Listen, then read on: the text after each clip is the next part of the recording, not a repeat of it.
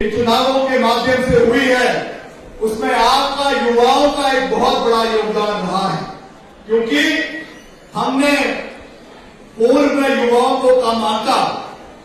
ये कोई इसमें सच्चाई है, इसमें कोई दो राय नहीं है कि 2014 के और 2019 में जो चुनाव हुए उसमें युवा शक्ति को आंकने में कांग्रेस पार्टी पीछे रही और उसका खामियाजा हम लोगों को भुगतना पड़ा।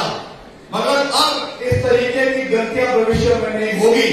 आई assure you that in every important decision which is taken for the interest of Himachal Pradesh, आप लोगों की आवाज को सुना जाएगा, आप लोगों की आवाज को प्राथमिकता दी जाएगी और युवाओं के मुद्दों को, चाहे वो कॉलेज संबंधित मुद्दे हैं, चाहे वो यूनिवर्सिटी के मुद्दे हैं, चाहे वो एजुकेशन की जो प्राइवेटाइजेशन हो रही है उसके मुद्दे हैं, जो भी आपके मसले, जो भी आपके मुद्दे हैं, उनको हम प्राथमिकता पे सुनेंगे और उसका निवारण करने के लिए collectively as a team we will work. मैं कभी भी एकता में हमेशा विश्वास रखता हूं। मैं कभी ये नहीं कहूंगा कि एक व्यक्ति सब कुछ कर सकता है। सब लोगों का अपना एक योगदान है, अपनी एक रिस्पॉन्सिबिलिटी है और सब लोगों का एक कॉन्ट्रीब्यूशन होता है। We have to work as a team और उस टीम में सब लोगों का योगदान होना चाहिए। ये जो जब कोई कार्यक्रम होते हैं या चुनाव होते हैं तो ऐसा नहीं होता है कि जो लोग फ्रंट में हैं या जो फ्रंट रनर्स हैं या जो पहली पंक्ति में बैठे हुए हैं केवल उन्हीं का योगदान रहता है। जो आखिरी पंक्ति में आखिरी व्यक्ति बैठा हुआ है उसका भी उतना ही योगदान और उसका भी उतना ही कॉन्ट्रीब्यूशन नेशन बिल्डिंग में, स्टेट बिल्डिंग में और क्षेत्र के विकास में रहता है। तो मैं कोई ज्यादा लंबी बात नहीं कहना चाहता, क्योंकि आप यहाँ पे जो है वो कल्चरल प्रोग्राम्स का आनंद लेने के लिए यहाँ पर उपस्थित हुए हैं और एक अच्छा माहौल है। बहुत समय के बाद आप अपने घरों से बाहर निकलकर कॉलेज में वापस इंटरैक्ट अपने स्टूडेंट्स के साथ, अपने कलीग्स के साथ इंटरैक्ट कर रहे हैं और ये समय हमारे लिए पिछले 2 साल का समय एक बहुत टेस्टिंग समय भी रहा है। आज बहुत से चैलेंजेस हम सोसाइटी के अंदर फेस कर रहे हैं। बहुत सी ऐसी चीजें हैं जिसके बारे में हम बोलने में हिचकिचाते हैं।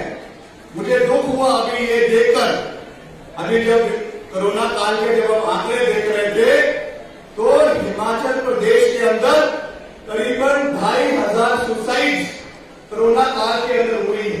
ये बहुत चिंताजनक विषय है। ये क्यों हुआ?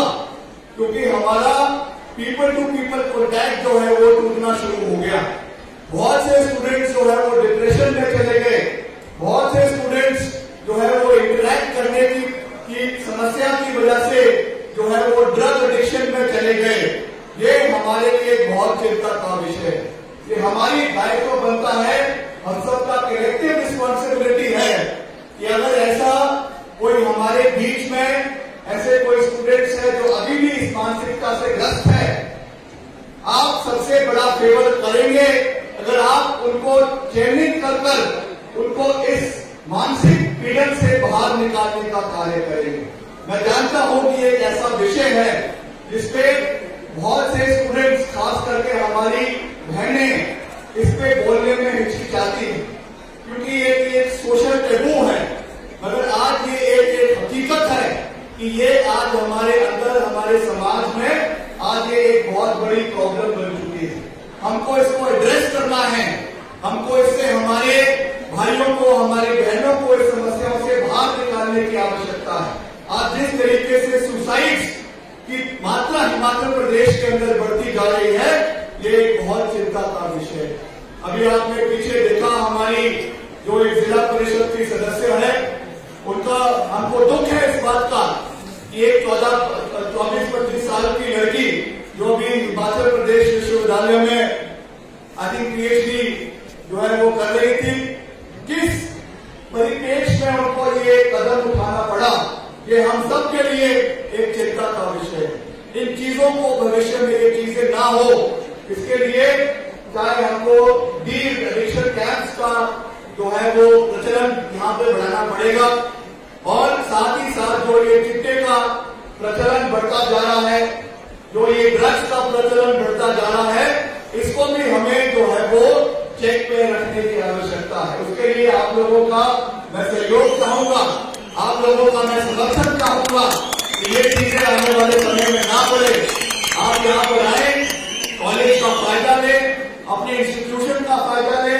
यहाँ पे जो आपके ग्रेजुएशन की, पोस्ट ग्रेजुएशन की जो यहाँ पे क्लासेज लगाई जा रही है, उसके अलावा जो आपकी को करिकुलर एक्टिविटीज है उसका फायदा ले, स्पोर्टिंग एक्टिविटीज का फायदा ले।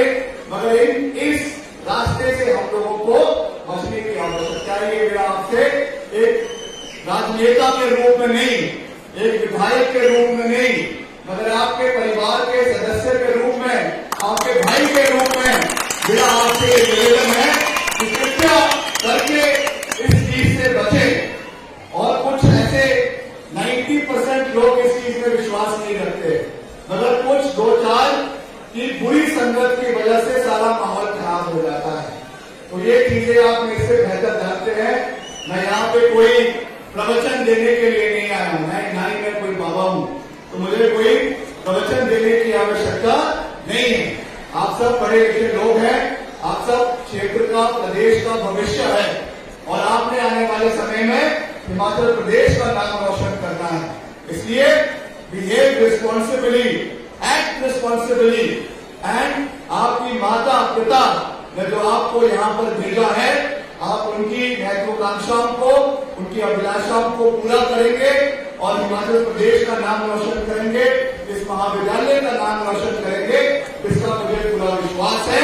और बाकी हम हमेशा आप लोगों के साथ हैं।